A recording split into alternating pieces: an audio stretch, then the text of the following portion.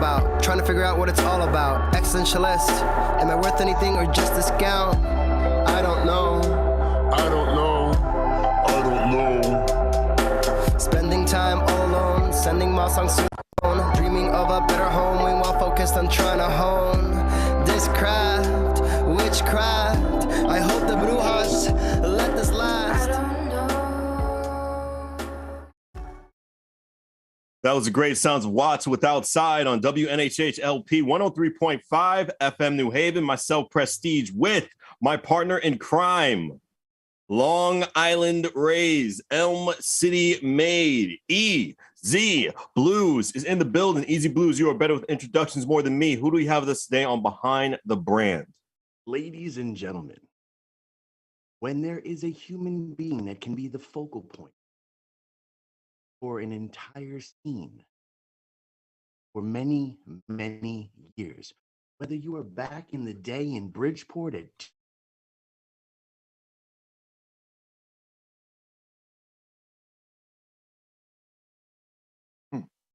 Yes. Easy, we lost you. Yeah, he was powerful, and then guys. Let's play it back. Let's play it back. Okay. Our next guest has been a literal focal point and linchpin for the local music and independent scene in Connecticut. Whether you go all the way back to Bridgeport at Two Boots, or you're sitting there and you're rocking out at Three Sheets, whether you hit in Cafe 9 or you're going all the way to enjoy that delicious Huggy Bear sandwich at the Cellar on Treadwell, I want you to understand that almost every single band for, I'll say a couple years, I don't want to super date this man, but I'll say a couple years, every single band that has touched base in CT knows of this man, has been on this man's show, has been supported by this man. This man has shown up to your show, whether you know it or not. So I want you to stand up, not if you're driving, stay seated. Kind of difficult to drive and stand, difficult. So you can sit if you're driving, but stand up and put your hands together. This amazing human being, the founder of CT Rocks, and the man driving the CT Rocks Festival that went from one show to 3 shows to 4 shows to now, I think, 37 shows? It's amazing. The entire month of May is all CT because CT rocks. Put your hands together for Bob DePreely. Brother, how have you been? I'm fine, Easy. Shall I call you Dustin or Easy? Just call me Easy, brother. Okay. It's actually 10 shows this month, 12 events in 9 Connecticut cities, over 90 acts. And I'm proud to say associated with a lot of nonprofit organizations throughout the festival. And we're definitely going to be covering the festival. It's going to be a big chunk of this interview. I'm not going to say that, but right now, for the people who don't know, for the people who've been living under that rock and don't know who you are, bro, let them know. You know, Bob, how'd you go about this? You know, you've been on the radio, you've done internet radio. Like, how did you wind up in the music scene? You want to go way back? I'll go way back. Let's hit that way back machine, man. Jump in the DeLorean. We're going 88 miles an hour, and we're going back. Let's go. Well, I guess getting into local music, I guess it could date it back to the first time my brother gave me a Miracle Legion EP back in the 1980s, early 1980s. And when I worked for the Willimantic Chronicle newspaper in Willimantic, Connecticut, I came up with the idea to do a music column back around, I think, 1988 and I named it Off the Beaten Track. And for 2 years, I interviewed all sorts of independent bands. Everybody gave me cassettes. I still have some of them today. I actually loaned them to a radio station guy, and he never gave them back to me. But that was very fun. In fact, a couple of bands actually posted images of the story, the printed story, on Facebook in recent years, and it's very fun to see something from 30, 40 years ago. But while I was doing that for 2 years, shortly after, around the time I was doing it, I think, I connected with Paul Bazanker, who was assembling a book called Connecticut Rocks, The History of Connecticut Rock and Roll. And contributors at the time, Claudia Chapman, Claudia Bell back then for the New Haven Advocate contributed. Perilous Cheryl LeBeau, who was on WHUS, contributed a lot of heavy metal and hard rock stuff. I contributed all the columns I did, and he footnoted everything from everybody in the book, and we're all included in the footnotes of this wonderful book. And years and years later, when I started the idea of doing a radio show, I referred to that book title, Connecticut Rocks. And Paul Bazanker, I asked him about it at the time, says, go ahead, use it with all my graces. And Connecticut Rocks started on WPKN in 2009 as a 4-hour overnight show on Sunday nights into Monday mornings, and then turned around and became a Friday night into Saturday morning, and then an afternoon show. And then after years at WPKN, I did some time at, 76 weeks at WNHU in West Haven. And then I also did a online thing for KGBB radio out of Northwestern Connecticut in 1 year, and also recently on WRTC in Hartford, and interviewing people as much as possible all along the way. And then CT Rocks Fest became an idea of showcasing live bands over a weekend back in 2019. And then I was going to do it again in 20, and it didn't happen. But 21, we brought it back a little earlier in the year as 4 days. And then this year, it's huge. So we can talk about how this year developed if you want. But that, in a nutshell, that's where I came from. I mean, I've always tried to stay connected with the local music scene. When I lived in Eastern Connecticut, I used to go to the L&G in New London a lot. And it was a lot of fun down there. And there was also a club in Willimantic once that when I talked to him about getting local bands in this place, because I remember booking a couple of shows. I organized a couple of shows back then in the 80s. And he took my stories and put them on the wall in this club. And it was just, I walked in one day and saw all of my stories clipped on the wall, and it was a thrill. So, but I'll allow you to ask another question. Oh, well, thank you. I appreciate the permission. No, but what I really want to hammer home here, because I mean, we've had a ton of people on the show, and we've had interviewers on the show. We've had press on the show, but really, it's a different thing with you. I like, and man, I love you to absolute death. You're a fan, not really like a critic. When you put up reviews and different things like that, you're talking about the passion of the artists, and all those different things. What is that like to maintain that? Like, look, I'm, we do this, we've been blessed to do this radio show and different things like that. But obviously everybody knows, I'm out here, we're out here building a brand ourselves. Your brand is actually really just about highlighting other people's brands.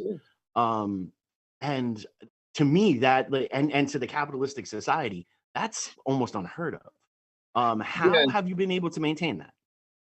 Well, I was speaking with someone about this same kind of concept the other day, how when I started doing the radio show, I looked at the word Connecticut, and the word, first portion of that is connect.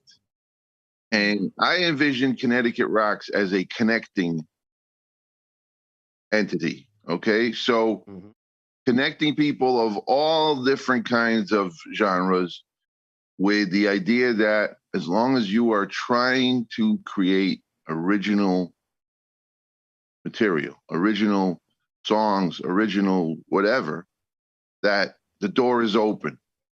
Because I'm in a media that exposes or promotes or in a way supports you to tell other people what you're about. And I'd rather open it up to someone that is attempting to create instead of someone that is copying or making money off of copying. Okay. And I try to do that with CT Rocks Fest and incorporate as much as people that want to showcase their original creations in a connection with nonprofits. But in the general way, the whole thing about Connecticut Rocks Radio, Connecticut Rocks Fest is embracing anyone who is creating and not copying. That's and that's so needed. Being an original artist out here, it's tough. It's always tough. I come from a scene that is actually known as cover band land.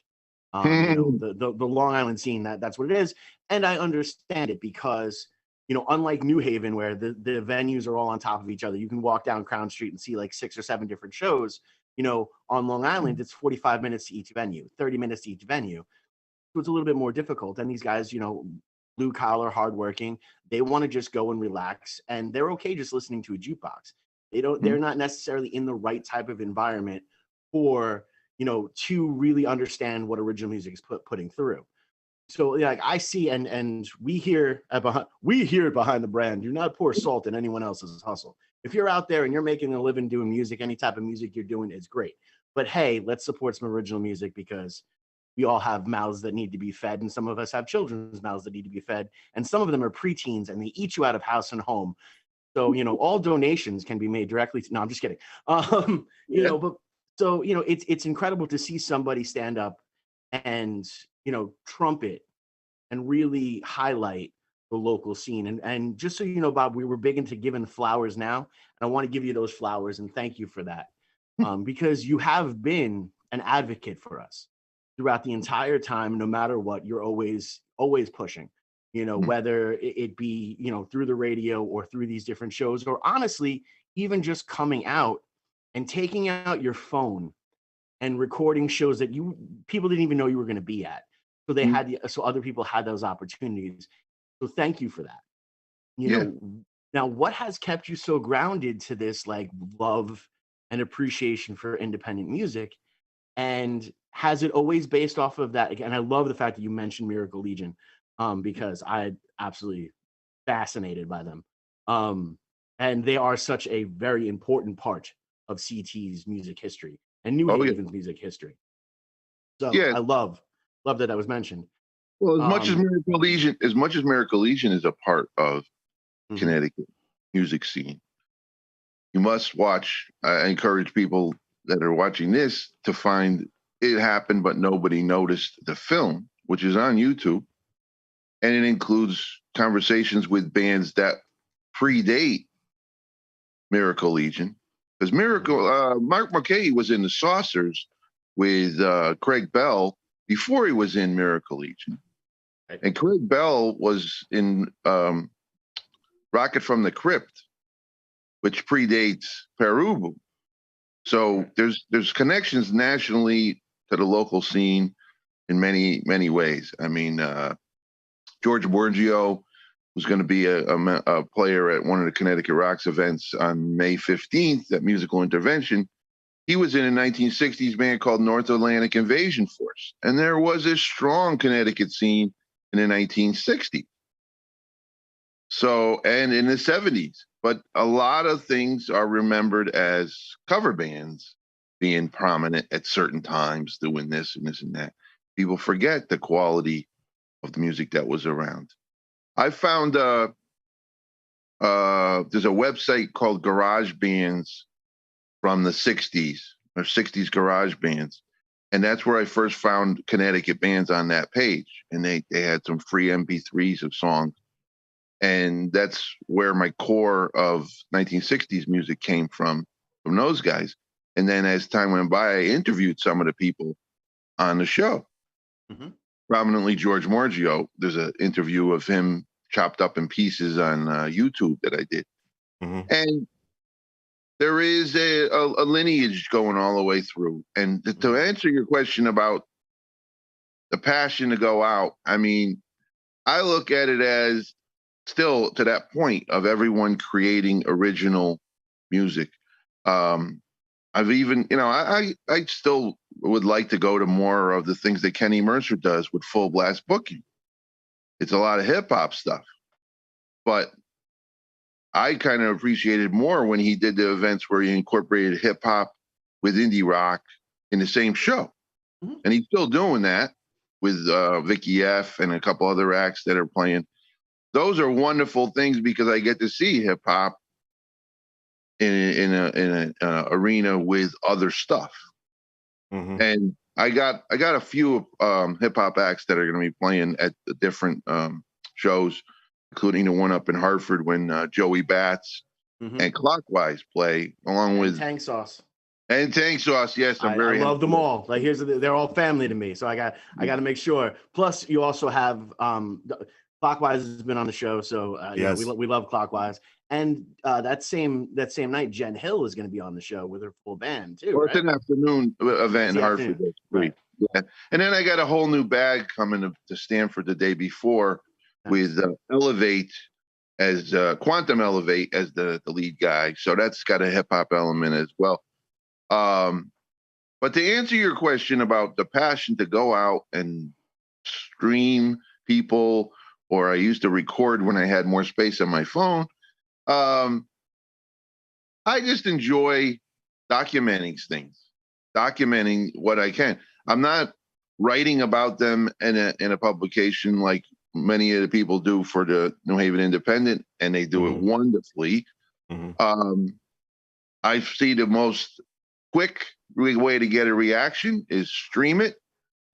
Find some people that, some people are going to hop on and watch it as it's happening live. And maybe they'll consider coming to the show or going to see this band at another day.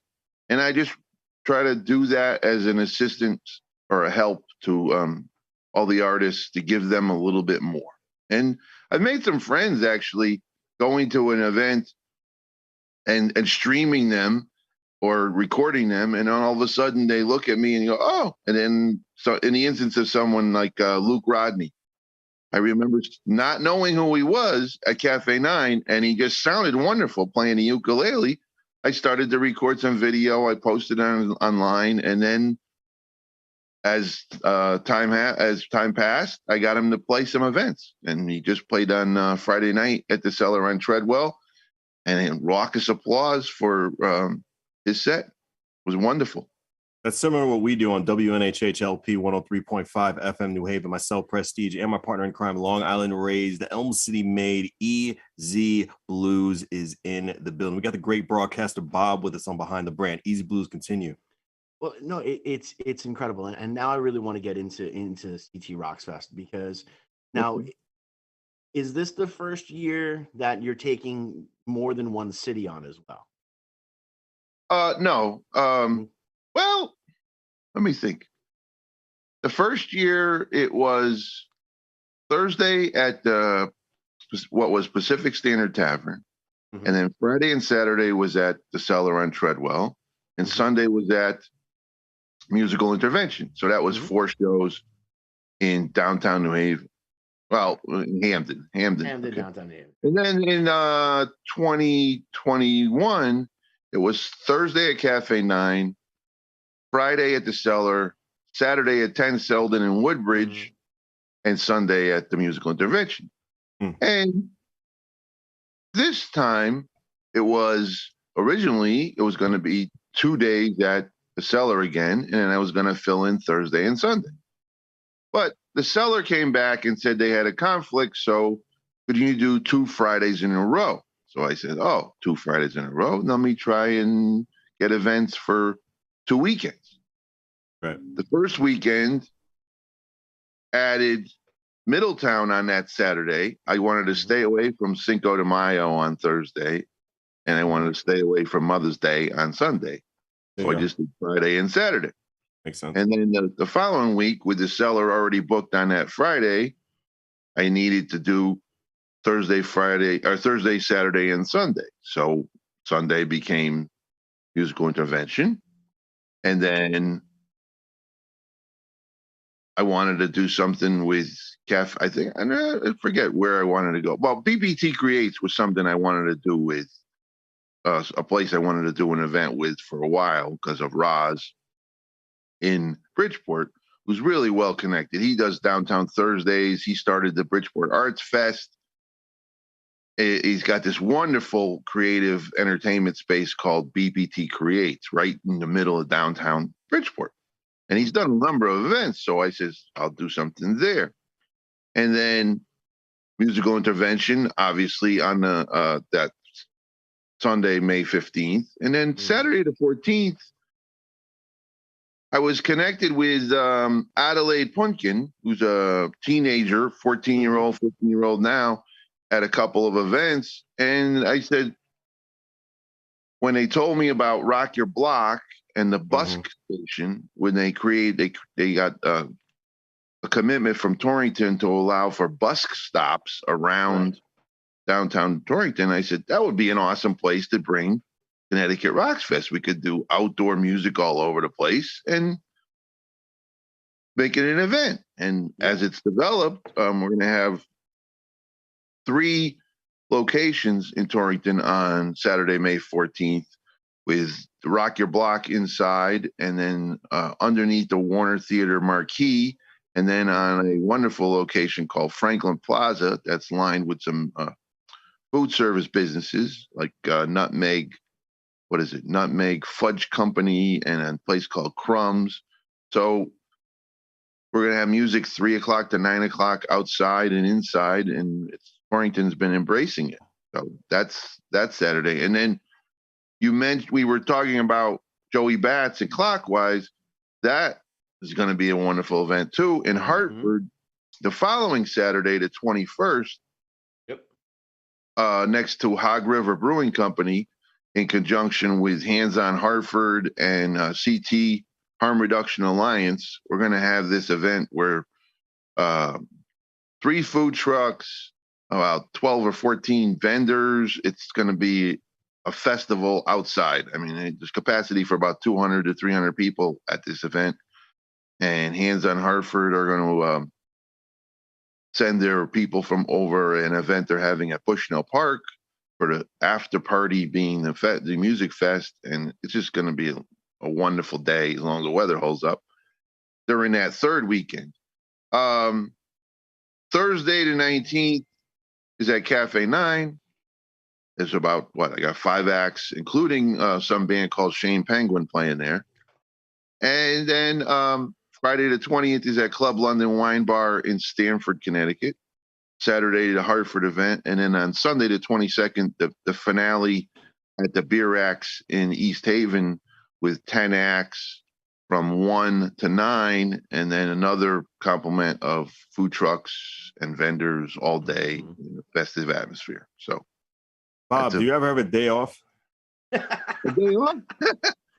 Well, this festival is May 6th and 7th, which just happened, and then May 12th, 13th, 14th, 15th, and then May 19, 20, 21, and 22. So there's nothing on Monday, Tuesday, and Wednesday, those 2 weeks. Hey, Bob, what venues in Connecticut haven't had your presence yet? Oh, where haven't you booked, Bob? That's an interesting question that you could say, that you just said. Or you might want to get into what bar owners, what venue owners you want to meet. Well, for Connecticut Rocks, if it was ever to grow, it would be nice to have an all-day event at a bigger space, right? Such as like an Infinity Hall in Hartford or something like that. I mean, Art Street Tavern just down the street was a place that Chip McCabe used to do events with his TA had a TV program at one time, and he used to showcase people at Art Street Tavern. I used to go to those events. I don't know. I mean, it would be nicer to go to bigger locations, but the priority is to find places that support original music. Of course, yeah. Strange Brew in Norwich is a place that often will have original music that I've considered trying to connect with. 33 Golden Street is where I'm doing an event in New London. Also, the Oasis is a place. The Hygienic Art Gallery with their big Greek Garden. That's a place to do. That would be a wonderful place to do some stuff. That's where they had the. Trying to think of what it was. The New London Music Awards when they had those events there, and they actually had me as a presenter. The best one was when the guy from, I can't think of the name of the band now, he came out wearing a big sponge hat. He had a big sponge head on his head. Sponge head? Yeah, he had a hat that was a big sponge, like a brain, looked like a brain. So, there are all kinds of things that have happened over the years, and I'm proud to be able to have done some people that are no longer with us that came on the radio, and there's a record somewhere of a recording of them and their voice that many people cherish to be heard, a voice of people that are no longer here. Now, I just want to piggyback off what you just said, Bob. Is that the payback? Is that the feel for what you do? Just seeing the enjoyment, how people feel with the platform you provide? Yeah, that gratification. It's not. I've tried to come up with an idea to make Connecticut Rocks, monetarily, right? But it's very difficult to do it. I mean, there's so many people doing podcasts, absolutely, and streaming things and video where there's no money involved. So you got to find some other way to get gratification or satisfaction, and that's what I was mentioning earlier, where I get satisfaction out of giving someone the opportunity to spread the love, so to speak, with their creative product or their creative entity or creative music. Because it, oftentimes when I interview people, I will ask them to introduce their own song. That's the best way. I'm not gonna lie, that's the best way. Only you know you. Their own song. And then in other instances, I ask them questions that are open-ended, such as, how did you create this song? And where was the inspiration for this song? And not often are people asked these questions on a local basis. Independent artists don't get that very often. To give you an example, just as at CT Rocks Fest on Friday, the band Colbert, I introduced them very energetically and just because I was like, Colbert, when they were about to play. And before they played a note, the lead singer says, "Thank you for that introduction. We usually never get introduced." They play DIY shows and they play multi-band shows where everybody's just on an assembly line and nobody gets the chance to be introduced. I agree. You got to break them out their shell, man. Yeah. You got to make them feel like they're the best person in the world, and then they'll make the audience feel important. Yes. I totally agree. And it's that little thing here and there that just makes it a moment, if that's the right way to do it. Just say, live in the moment, enjoy the moment, and make that moment exciting. Of course. That's what I do with when I did radio, and I hope to do radio again. I don't know if I have the face to do these streaming video things too often. But I should mention, though, that when I started doing the radio in 2009, Robbie DeRosa was doing Homegrown on the Wesleyan University station, WESU, for many years, and he's still doing it now. Right. And somewhere in the zeros, like 4, 5, 6, something like that, I was taking his show, recording it, and putting it on MySpace. Remember MySpace? I remember MySpace. Okay. People got really jealous of top 8s. Oh, yes, I do remember MySpace. Yes. Okay. Now, at the time, radio stations were not archiving their programs, because nowadays WPKN, WESU, WFDU, WFMU, all these places, you can go online and you can hear shows on demand. Yeah. Well, at the time Robbie DeRosa was doing this show, they didn't have that service at Wesleyan. So I recorded his show using, I forget, Windows Media Player, I think it was. They still have that. Yeah. Way They still back. have that. Now, I took the was Robbie audio, DeRosa in your top 8? Yeah. I took the audio, put it on MySpace. Now, Yeah. Robbie didn't think about this, where he goes, I only want people to hear me live. And I said, no, man, you take a recording of your show, puts it online, and then bingo, more people will hear it that you played. You know, he would play bands, and then they would never hear it. They would just say, thank you for playing our song. Mm-hmm. All of a sudden, when I did that, there were comments saying, hey, it's cool to hear my song on your radio show. You know, because they could hear the introduction that Robbie would say, or a comment that he would make about, because his shtick on WESU is he only plays songs by bands that have a gig this weekend. Always telling people about a gig that they're going to play. So it's the promotion that no one really knows they're getting if they don't hear the show.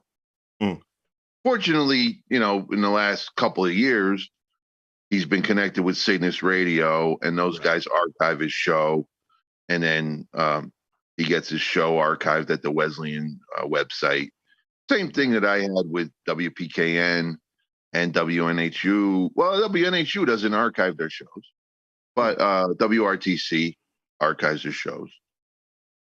And it's just like what you guys are doing here on New Haven Independent Radio.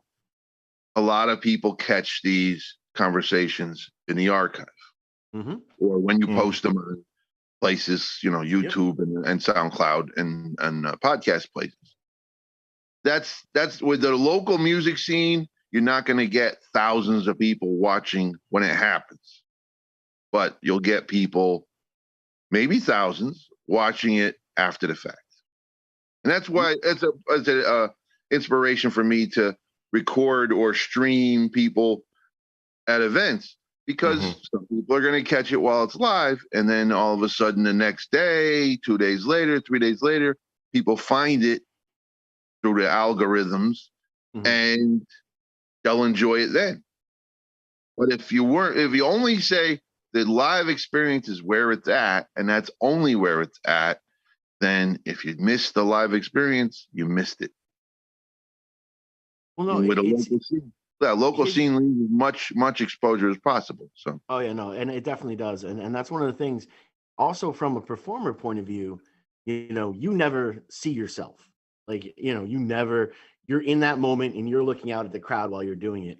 So having that next day where you have something where you could take a look at and be like, oh my gosh, I have diarrhea face. I don't want to do that ever again. You know, and it's true. I mean, look. If you're a passionate singer, you look ugly as heck. And when you hitting some of those notes, your face just does these weird things. And it happens, you know. But it is so amazing to have those moments. And that's like, even these shows, the minute we're done here, you know, we will email you the Facebook clip, you know, and we will go there so people can continue to promote their own things, because this is 100% about you, 100% about your brand. But a lot of people on the local music scene, on the local business scene, they don't have something like this. So when we can provide this and provide something that can continue to have a return, I think that is one of the most beautiful things to do. So again, Bob, I want to thank you for that. Now, as per the bands that you've throughout the years, all right, I want to fantasy book you here, bud. If you had, you know, life expectancy doesn't mean anything or anything like that. You know, if you could just fantasy book the perfect CT Rocks Fest. You know, I'm doing it. Pick your favorite children.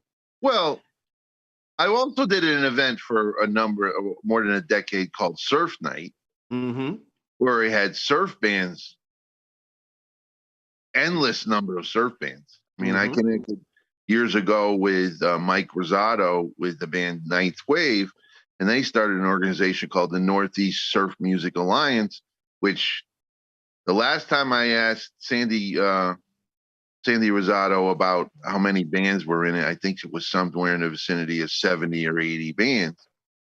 And I tapped into many of those bands to play Surf Night over the years, including bands from Canada, bands from Europe. There was a band from China that I got once through Frank Wood in New York, Fen K. When you ask me if I could put together an all-time lineup, it's going to include some surf bands. Nice. Obviously, I'd love to include Ninth Wave, which they're coming to my birthday bash in July. Nice.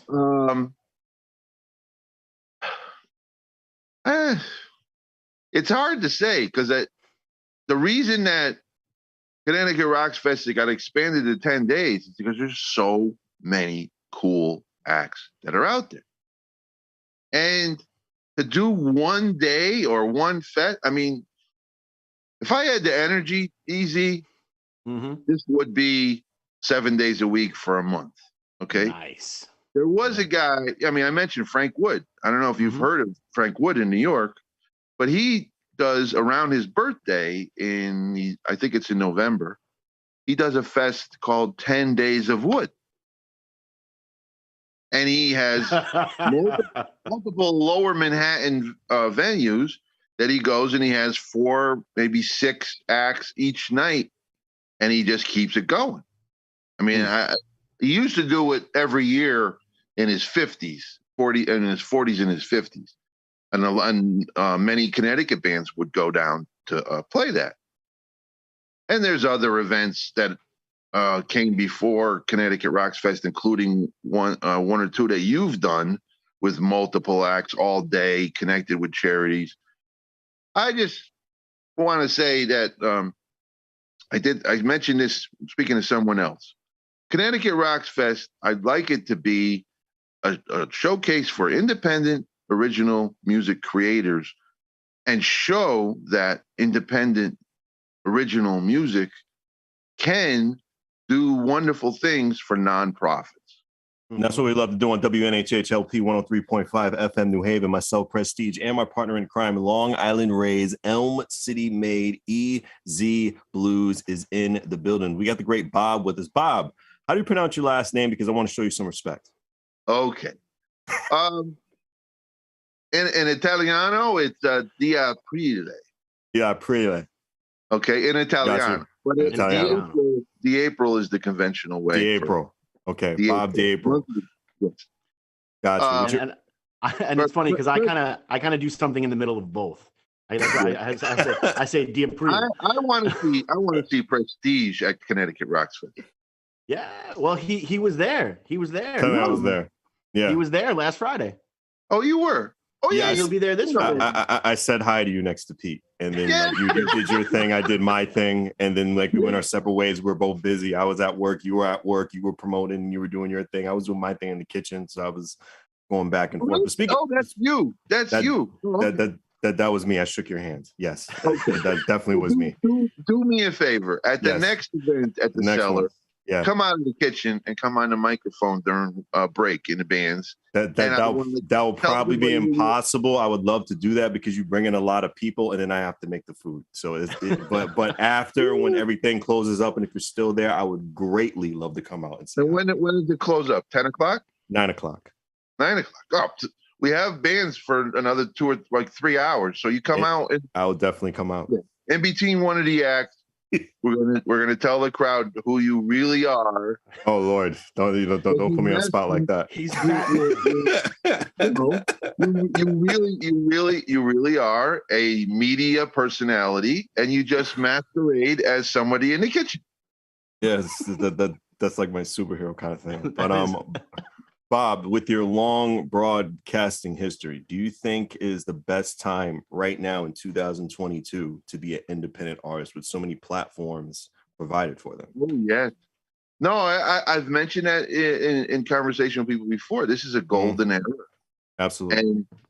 And I think there's going to be a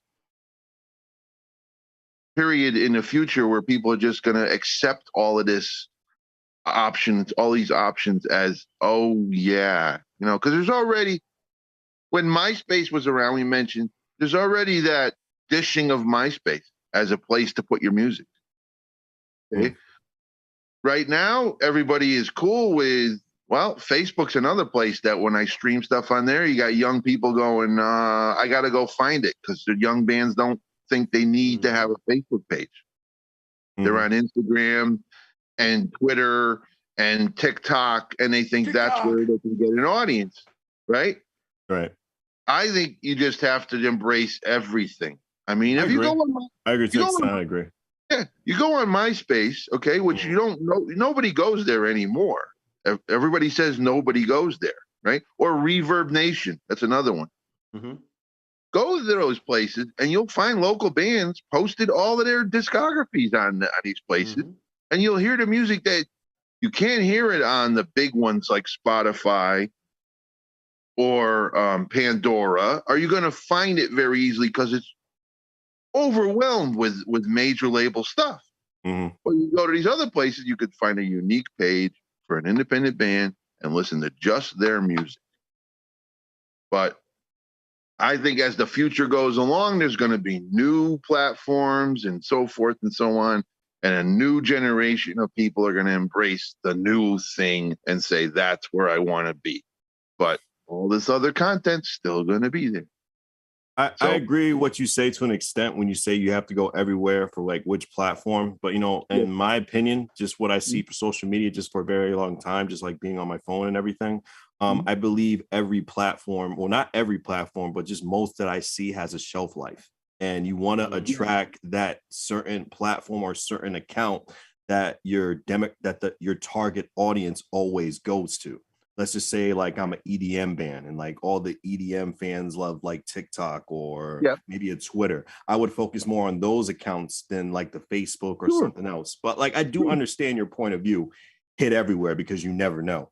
But go ahead. Well, and that's actually one of the key things, because if you actually have all of your social medias working together, like for example, TikTok. I just released a TikTok doing an unboxing. That then got shared automatically to my Instagram, which then also got shared automatically to the stories of my Facebook.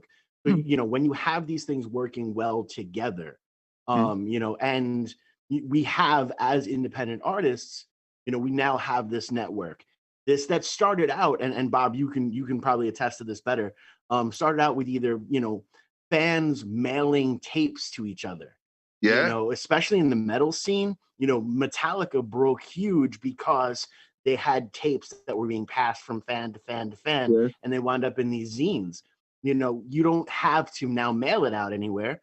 You can, you know, sit there and create, you know, a band page and do these type of things. So when you can have these pieces working together, you get more of a unit. But yes, it is very important, no matter what, and we've spoken with Stolinet about this thing as well, you know, to make sure you're putting consistency out there. If you're going to be marketing, it has to be consistent. You know, go out there and pound the pavement. You want to put at least, you know, 5 posts a week up so that, you know, you're feeding into the algorithm as much as you're taking from the algorithm. Yeah, it's easy 101 right there. Easy 101, the instruction on how to be an indie artist. Giving them ideas, Bob. Yeah. It's something that when we're getting into a conversation about suggestions for indie artists and how they can get exposure and gain support from people, there are people that have really done well, really pushing it. I mean, I went to a music festival up in Boston once about a guy that did all kinds of avant-garde kinds of music. I'm trying to think. It wasn't not Residence Festival, but the woman that was there, I can't remember her name, but she was on some talk shows, and she's got millions of followers on some social networks, and they turned that into a business side where they've convinced all these people to contribute, and they use the Patreons and stuff like that to raise money. And they paid for their whole tour with support from people. And then they paid for their whole recording sessions with money from from supporters. They don't have to do it through some corporation or something like that. That's on a big scale, but people get to that level with perseverance. And with the concept of Connecticut Rocks Fest, I mean, some people may fault me for not putting 100% of myself in it. I mean, there's more other ways you got to make some money. I mean, prestige, you know, you could be a 100% 7 days a week interview guy making some money. You know, you could be a voiceover guy, but you make food. So you got to pay the bills. You got to pay the bills. Right. And musicians are in the same boat. They can't put everything behind their music and throw everything else aside. They got to do something else. Absolutely. But if you're a young musician, you got a lot of time, give it a shot. I mean, because there was a band that Fernando Pinto brought to the United States called Le Baton Rouge. Everybody in the band was about 23, 24 in that area. And they played at a New York venue. And a record label guy came to see them. And his comment, because I had a conversation with him, he had his idea was, we can't sign these guys. I said, what? He says, yeah, well, we sign artists to 3 record deals, and we want to have them start at a young age. And when the 3 records are over, we want them still to be considered young. We sign an artist that's 25, they're going to be over 30 by the time we get to the 3rd record, and we can't market that. So that's the business of that. And with the indie music scene in Connecticut in particular, there's no age restrictions, but you often see the young bands are the ones that are getting lots of people coming to see them. Whether they consistently grow that audience, it's up to them. Now, speaking of growing audiences, yes. I know you've been doing a lot of stuff for the independent music scene for Connecticut. Have you ever thought, or have you ever did, because I don't know your career entirely, have gone like to New York or Boston or anywhere like outside of Connecticut for a little break and just see what other scenes are about? Yes. I often went to New York City. There's a woman there, Rue Star, her name is REW. She had a streaming video show called Rue and Who. Okay. And I was a guest host on that twice in New York City. So that's a connection that I made with her. And then Unsteady Freddie with his surf events at Otto Shrunken Head, Frank Wood with his stuff. That's I connected with those people. And then I've got, when I was at Two Boots, I used to bring in bands from New York. Okay. And in reciprocating, there was an event in Westchester County. They wanted me to do something, and I didn't do it I think in White Plains. AS220 in Providence. I've been to that scene. That's a wonderful scene in Providence, AS220. Okay. I actually got the woman from Le Baton Rouge. She had a duo with a woman from Belgium, Brussels, Belgium. And I got them a gig at that place at AS220. As far as Massachusetts, there's a college radio station at Tufts College, and they actually allowed me to come on one day. And I think I gave them music for a half an hour of Connecticut bands. And we did a feature on one of their the radio shows up there, a couple of guys, and we did Connecticut music for a half an hour on a Boston station. So I could try to exploit more of that with some more energy, but hey, you do it here and there, and it's plant a seed. And there's at that same station, a guy reached out to me recently and said, "Can you send me a couple of videos of Connecticut artists, because I'm going to do a compilation of New England musicians." So, there's also the New England Music Awards, which I don't. Have you heard of that, Christine? I did hear of them. Yes, I did hear. I haven't seen it yet, but I did hear that some people actually nominated Shane Penguin. I don't know if it's going to go through. I did hear that, especially for Best Live Act. I do feel everyone should jump on that right now and nominate us for Best Live Act, because I will say that there is no better live band. you've worked with Vic Steffens, and he won an award a couple years ago. Yep. The one I went to in person, Joey Bass did his selfie song where he went around the whole audience with his camera, with his phone on a stick, and did selfies with everybody in the audience. That is a wonderful event. It's unfortunate from Connecticut's perspective that it's always in Massachusetts. Originally, they were going to rotate it around New England, but it seems to be in Massachusetts all the time. Okay. And when I went in person, I got a bag full of CDs from people from Rhode Island, from Massachusetts, from New Hampshire, from Vermont. It was a great networking opportunity. They did promo bags that if you brought CDs, they put one in as many bags as you could with all the CDs you brought. And cool. Okay. I wanted the early bags, so I got a lot of stuff. I mean, it was a compilation of just Rhode Island bands that I had, 40 songs from Rhode Island bands? Nice. Connecticut is a wonderful place. There's wonderful pockets of Connecticut independent music. What happens is Connecticut doesn't promote itself outside of Connecticut. You go to New York and they don't know anything. But lately, some Connecticut bands have been going to New York. Rhode Island they got their own local music scene, and then Connecticut people, you gotta get there, play, and you gotta tell people about who you are. You gotta go to the college radio stations. But Bob, I have to take a pause on what you just said, because unfortunately, this is the last minute of the program. We would like to give this last minute to our guests to just promote themselves. Any way anybody can reach you, our audience, any way your social media, and also just remind the audience again about your CT Rocks Festival. Go right ahead. Okay.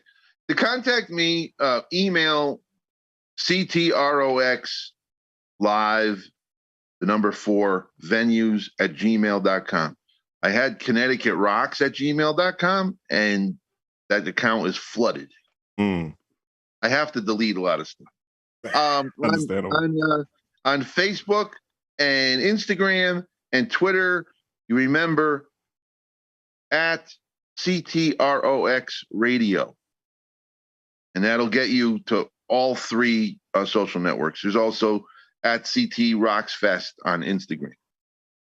The CT Rocks Fest, which started on Friday the 6th and the 7th of May, just this past weekend, continues this week with Thursday, May 12th at BPT Creates in downtown Bridgeport, with the likes of Mr. Council, the Sister Funk Trio, nice, King Sexy, and more. And then on Friday, the 13th, back at the Cellar on Treadwell with 8 bands on the stage and 5 acts on the patio. Saturday, the 14th, up in Torrington. Sunday at Musical Intervention in downtown New Haven at 201 Crown Street. Brute Force is coming up from New York. He's a recording artist on the Apple Records from 1969 with his song King of Pho, F-U-A. Check it out. And then the third week will be on the 19th at Cafe 9, May 19th. Friday the 20th at Club London Wine Bar in Stamford. Saturday the 21st, a double dip. 6 hours in Hartford at the Hog River Brewing Company. And then at night, 5 hours and 4 bands at 33 Golden Street in London. Oh, okay. And then the 22nd is at the Beer Racks. That's amazing, Bob. It's been an honor and a privilege, man. Thank you so much. Thank you. Appreciate you, Bob. On WNHH LP 103.5 FM New Haven, myself, Prestige, and my partner in crime, Long Island Rays, Elm City made EZ Blues. This has been Behind the Brand. Keep on rocking. Thank you. Appreciate you, Bob. Yeah.